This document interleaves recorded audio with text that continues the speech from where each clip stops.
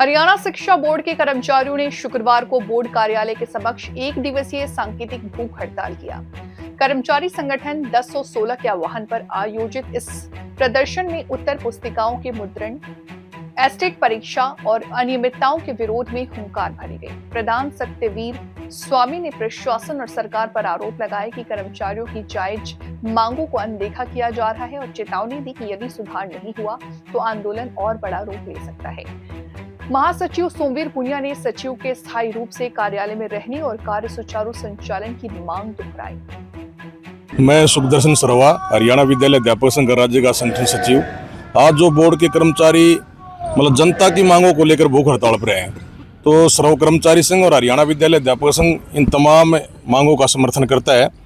और हम बताना चाहेंगे कि अभी पीछे बोर्ड चेयरमैन से हरियाणा विद्यालय शिक्षा बोर्ड कर्मचारी संगठन है, इनके यहाँ समझौता हुआ था कि उत्तर पुस्तिकाओं का जो मामला है, इन्होंने आज भूख हड़ताल की है कि हमें इसको गोपनीय नहीं रखेंगे और उस फर्म को हमें उस फर्म से छपवाएंगे जो कम पैसे में छापेगी। लेकिन इन साथियों को एक बात है कि इसको ओपनली किया जाए, खुला इसका टेंडर दिया जाए, न कि इसको गोपनीय रखा जाए। जहाँ तक QR कोड की बात है, ये QR उत्तर पुस्तिका कोई गोपनीय नहीं होती, और प्रश्न पत्र तो हो सकता है गोपनीय हो, लेकिन उत्तर पुस्तिका कोई गोपनीय नहीं होती। इससे हम एक बात इससे हम एक अंदाजा लगा रहे हैं और इससे अंदेशा भी है कि बोर्ड के अंदर बहुत भ्रष्टाचार होने जा रहा है। हमें माननीय हरियाणा सरकार के शिक्षा मंत्री से अनुरोध करेंगे आज इस कार्यक्रम के माध्यम से कि माननीय शिक्षा मंत्री को यहाँ जरूर हस्तक्षेप करना चाहिए। और ये जो गरीबों का जो पैसा, यहाँ गरीब बच्चों का जो फीस वगैरह आती है, ये बोर्ड का जो भी चेयरमैन आता है वो डकारने की कोशिश करता है।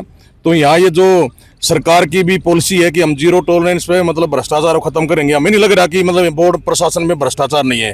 अगर जब भ्रष्टाचार नहीं होता तो बोर्ड के जो चेयरमैन है वो इस प्रकार की बातें न करते।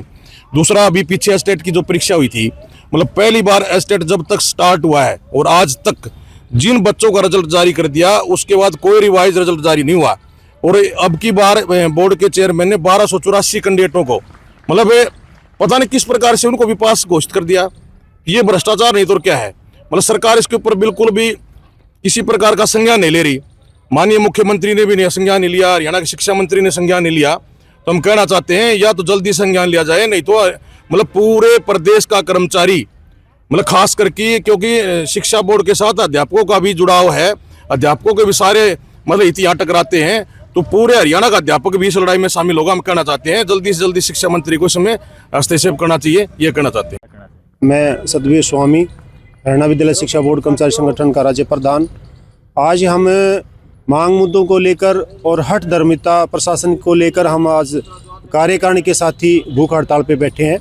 और मुख्य रूप से हमारी जो मांग है, इस मांग को लेकर हमने पीछे भी एक हफ्ता तक प्रशासन का यहाँ पर गेट मीटिंग के माध्यम से सरकार को इसको चेताया था, अध्यक्ष महोदय को, सचिव महोदय को भी। और अध्यक्ष महोदय ने बाकायदा हमारे को बुलाकर इस बात पर, और हमने उस चीज़ को क्लियर कहा कि उत्तर पुस्तिकाएं जो हैं वो कोई गोपनीय नहीं है, और उस चीज़ को आप जो पहले मुद्रण हुआ करता उसका पब्लिकेशन के माध्यम से, उसके माध्यम से उसका प्रिंट करवाने का वो करें। तो उन्होंने आश्वासन दिया था कि पब्लिकेशन के माध्यम से इसका उत्तर पुस्तिका का मुद्रण का कार्य होगा। परंतु अब उसके अलावा पब्लिकेशन के बजाय गोपनीय जो सेल है, जहां क्वेश्चन पेपर प्रिंट होते हैं, सीक्रेट कॉन्फिडेंशियल सेल है, उसके माध्यम से ये कार्य करवा रहे हैं उत्तर पुस्तिका मुद्रण का। उसमें हम ये कह रहे हैं कि जो पूर्वपत्ति है, पहले हमारे इससे पहले लगभग 25 लाख रुपये का हमारी मिडिल के नाम से पूर्व में रखी गई है, वो भी अब तक उसकी यूज नहीं की गई है। लगभग मैट्रिक और +2 की 3 लाख के पास आसपास उत्तर पुस्तिका पूर्व में रखी गई है। हम भी कह रहे हैं कि वे भी इस्तेमाल हो जाए। अब की बार पूर्व पत्ता अनुसार ही उत्तर पुस्तिका का मुद्रण का कार्य करें, परंतु ये उस चीज़ को न करके गोपनीय सेल से करवा रहे हैं। उसमें आपने मीडिया के माध्यम से भी देखा होगा कि माननीय अध्यक्ष महोदय कह रहे हैं कि हम उत्तर पुस्तिका के प्रत्येक पेज पर QR कोड लगाएंगे, हिडन फीचर लगाएंगे क्वेश्चन पेपर की तरह। हम कह रहे हैं कि इससे क्या उचित है? उत्तर पुस्तिका कभी गोपनीय नहीं होती। उत्तर पुस्तिका तो एक जो ही बच्चा पेपर देता है, जो हमारे पास आ जाती है, उसके बाद गोपनीय होती है और हम उसका मूल्यांकन करवाते हैं। और मूल्यांकन भी उस पर हम FR लगाते हैं, बाकायदा उस रोल नंबर पे वैकल्पिक रोल नंबर लगाते हैं ताकि उसकी गोपनीयता बनी रही। अब इस रूप में जो बता रहे हैं, मैं जो ये नवाचार की तरफ बढ़ रहे हैं, उसमें कहीं ना कहीं हमें संभावना लग रही है कि इस तरफ से कोई यदि उसको स्कैन किया जाएगा तो उस बच्चे का सीरियल नंबर आंशिक की वहाँ उस पर आने का संदेशा है।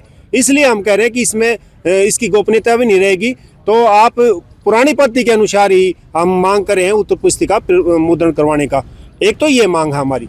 दूसरी मांग ये है कि एस्टेट आपने देखा होगा कि 2025 का पीछे जितने भी एस्टेट हुए बाकायदा उसकी हमने जो उसकी टेंडर प्रक्रिया है उसके तहत जो कार्य किया जाता था उसमें हमें बाकायदा परीक्षार्थियों को ये बताते थे कि इस तारीख से हम ऑनलाइन फॉर्म लेने शुरू कर रहे हैं और उसी अनुसार आगे फिर जो टेंडर की जो प्रक्रिया है वो जो उसकी के नाम से स्कैनिंग की है या बायोमेट्रिक की है, तमाम जो फर्में थी उसकी सीसीटीवी कैमरे की उसकी टेंडरिंग होती थी निविदा के अनुसार और तब वो कार्य मतलब पूर्णशिप पे होता था। और अब आप देखोगे इसमें कि बिना उसके एक ही फर्म को मतलब CEL को फर्म को बता रहे हैं कि उसको इस चीज़ का एक कार्य दिया गया है और बिना कॉन्फ्रेंस किए हुए आनन फानन में 24 तारीख से 4 उसके बीच में जनवरी के बीच में जो ये फार्म भरवाए गए हैं और वो लगभग 2,33,000 के आसपास मतलब बच्चों की संख्या बता रहे हैं कि आए हैं। और अब वो जो फर्म है वो जिसने काम नहीं किया और वो हमारे से अब उन्होंने भेजा है बिल, लगभग वो 3 करोड़ के आसपास उसकी पेमेंट उसकी बताई जा रही है कि हमारी पेमेंट ये भुगतान आप करो। तो हम मीडिया के माध्यम से और इसके माध्यम से हम सरकार को भी चेता रहे हैं कि ये खुली छूट जो आप कर रहे हो, नियमों के विरुद्ध कर रहे हो। आप ये बताइए कि जब 1 करोड़ से ऊपर कोई अमाउंट जाती है वो बाकायदा हाई पावर परचेज कमेटी के समक्ष रखी जाती है। एक ही फर्म को जब ये कार्य दे रहे हैं तो क्या वहाँ से अनुमति ली? तो ये काफ़ी प्रश्न हैं। और उसके अलावा आपने मीडिया के माध्यम से भी देखा होगा कि फीस के अलावा 36 रुपये एक्स्ट्रा बच्चों से मतलब फीस ली गई है, जो कि माननीय अध्यक्ष से बात करी तो जब कह रहे हैं कि GST के नाम से ली गई है और हम सरकार को लेटर डालेंगे और हम वापस करेंगे। भाई पहले तो ये बात है कि ये ली क्यों? जब बोर्ड के माध्यम से कार्य होता तो हम नियम के अनुसार काम करते, परंतु अब वो नियम के अनुसार काम नहीं हुआ, बच्चों के साथ खिलवाड़ हुई और बोर्ड की छवि खराब हुई है। पर कैंडिडेट 36 रुपये एक्स्ट्रा लिए गए हैं, लगभग 80 लाख के आसपास पैसा ज़्यादा गया है वहाँ फर्म के पास। तो हम ये पता कर रहे हैं कि वो पैसा कहाँ है और ये जो हमारा पूरा पैसा जो बच्चों का वो अब तक हमारे खाते में अकाउंट में बोर्ड के खाते में क्यों नहीं आया। और इस एस्टेट को लेकर निविदाएं जो होती थी समय पर अनुसार जो टेंडर होते थे शाखा के माध्यम से वो क्यों नहीं हो रहे। और आप तमाम इन मुद्दों को लेकर हम भूख हड़ताल पे बैठे हैं और सरकार से आगाह करें कि हमारी मांग जो जायज़ है उसको आप पूर्ण कराएं, अन्यथा हमारा आंदोलन है और भी मतलब हम अपनी कार्यकारिणी में रूपरेखा बना के इसको शीघ्र करेंगे, जिसकी जिम्मेवारी बोर्ड प्रशासन और हरियाणा सरकार की होगी।